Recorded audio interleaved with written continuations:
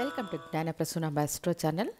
ఇవాళ వీడియోలో మనం తెలుసుకోబోయే విషయం మే మాసంలో జరిగే గురు భగవానుని స్థాన మార్పు ఫలితాలు అనే వరుసలో కన్యా రాశికి ఎలాంటి ఫలితాలు ఉంటాయో తెలుసుకుందాము. గోచార ఫలితాలు ఎల్లప్పుడూ రాశికి మాత్రమే కానీ లగ్నానికి కాదు, ఇది గుర్తుంచుకోవాలి. గోచార ఫలితాలు 10 నుండి 20% మాత్రమే పనిచేస్తాయి. గోచార ఫలితాలను నమ్ముకొని జీవితంలో ముఖ్యమైన నిర్ణయాలు తీసుకోకూడదు. మీ స్వీయ జాతకం ప్రకారం జరిగే దశాభుక్తుల ద్వారా మీ భవిష్యత్తు వ్యక్తమవుతుంది. ఇక కన్యా రాశి జాతకులకు ఈ మే మాసం 14వ తేదీ గురు భగవానుడు వృషభ రాశి నుండి మిథున రాశికి అంటే మీ రాశికి 10వ స్థానమైన మిథునానికి గురువు స్థాన మార్పు చెందనున్నారు. అయితే గురు భగవానుని సహజ స్వభావం ఆయన ఉన్న స్థానానికంటే వీక్షించే స్థానాలు మంచి ఫలితాలను ఇస్తాయి. ఆల్రెడీ కన్యా రాశి వారికి 6వ స్థానంలో ఉన్న శని భగవానుడు 7వ స్థానంలో కంటక శనిగా. ఒక మంచి విషయం ఏమిటి అంటే ఇదే మే మాసం రాహుకేతువుల స్థాన మార్పు కూడా జరుగుతుంది. రాహువు 6వ స్థానానికి, కేతువు 12వ స్థానానికి ట్రాన్సిట్ కావడం మంచిది. ఇక ఇప్పుడు గురువు ఎలాంటి ఫలితాలనిస్తారు అన్నప్పుడు 10వ స్థానంలో ఉన్న గురువు ఉద్యోగంలో అస్థిరత, ఉద్యోగ మార్పు, వ్యాపారంలో నష్టాలు ఇలాంటివి ఇస్తారని సహజంగానే చెబుతుంటారు. కానీ ఇవన్నీ జరగవు. దశాభుక్తులు మీకు అనుకూలంగా ఉన్నట్లయితే ఈ విధమైన ఫలితాలు ఏర్పడే అవకాశం ఉండదు. సహజంగానే కన్యా రాశి వారికి తరచుగా ఉద్యోగ మార్పులు, స్థాన చలనాలు ఎదురవుతూనే ఉంటాయి. అవి ఈ సమయం కన్ఫర్మ్గా అవుతాయి. గురువున్న ప్రస్తుత స్థానం 10వ స్థానమైనప్పటికీ వీక్షించే స్థానాలు 2వ స్థానం, 4వ స్థానం మరియు 6వ స్థానం. ముందుగా 2వ స్థానమనే ధన, కుటుంబ, వాక్ స్థానాన్ని గురువు వీక్షిస్తారు. ఇది మంచి విషయం. ఇచ్చిన మాట నిలబెట్టుకుంటారు కన్యా రాశి వారు. కుటుంబం ద్వారా నెలకొన్న గందరగోళం తొలగిపోతుంది. కుటుంబంలో కొత్త సభ్యులు వచ్చే అవకాశం ఉంటుంది. అంటే వివాహం కాని వారికి వివాహం చేసుకోవడం వల్ల, లేదా సంతాన భాగ్యం కోసం ఎదురు చూస్తున్న వారికి సంతాన భాగ్యం వల్ల కుటుంబంలో కొత్త సభ్యులు యాడ్ అవుతారని అర్థం. ఇంకా ఆదాయం పెరుగుతుంది.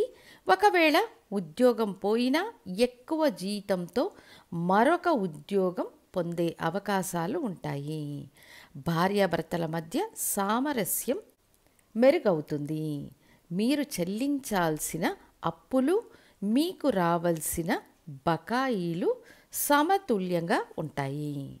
కఠిన శ్రమను బహిర్గతం చేసే కన్యా రాశికి శ్రమకు తగిన ఆదాయం, అభివృద్ధి ఉంటుంది.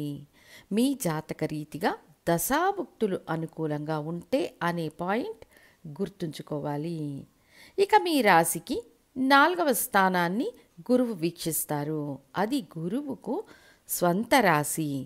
ఉన్నత విద్యలను అభ్యసించాలన్న కన్యా రాశి వారికి ఇప్పుడు ఇది సాధ్యం అని చెప్పవచ్చు. విదేశాలకు వెళ్ళి ఎంఎస్ చేయాలనుకుంటున్నాము అంటే వెళ్ళవచ్చు.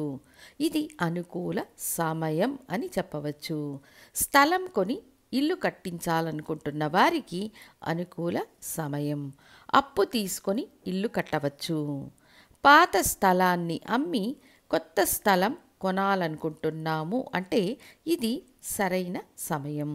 ఇల్లు మారడం, స్థలం మారడం, ఉద్యోగం మారడం ఇవన్నీ బాగానే ఉంటాయి. మీ దేహ ఆరోగ్యంలో ఉన్న సమస్యలు అంతమవుతాయి.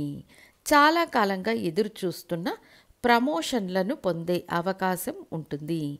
పాత వాహనాన్ని ఇచ్చి కొత్త వాహనాన్ని కొనుగోలు చేసే అవకాశం, ఇంటికి విలాసవంతమైన వస్తువులను కొనుగోలు చేసే అవకాశాన్ని కలిగి ఉంటారు.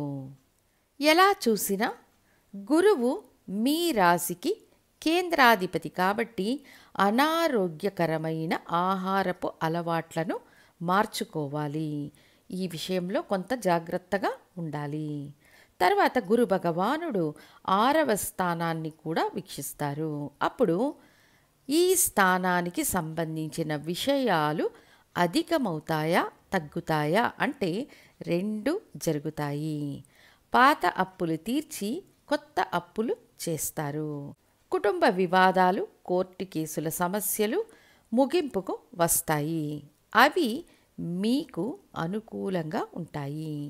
దీర్ఘకాలిక వ్యాధులకు పరిష్కారాలను అందించడానికి వైద్య సహాయం అందుబాటులో ఉంటుంది. ఉద్యోగంలో పురోగతి, శాశ్వత వృద్ధి ఉంటుంది. గురు వీక్షణ ఉన్న 6వ స్థానం కాలపురుష చక్రానికి 11వ స్థానం కావున పరోక్ష మార్గం ద్వారా కొన్ని రకాల ప్రయోజనాలను జీవితంలో సాధిస్తారు. గోచార ఫలితాలు మనకు ఎలా ఉంటాయి అంటే జాతకరీత్యా మనకు జరుగుతున్న దశాభుక్తులను అనుసరించి మాత్రమే ఫలితాలు నిర్ణయించబడతాయని మరచిపోకూడదు.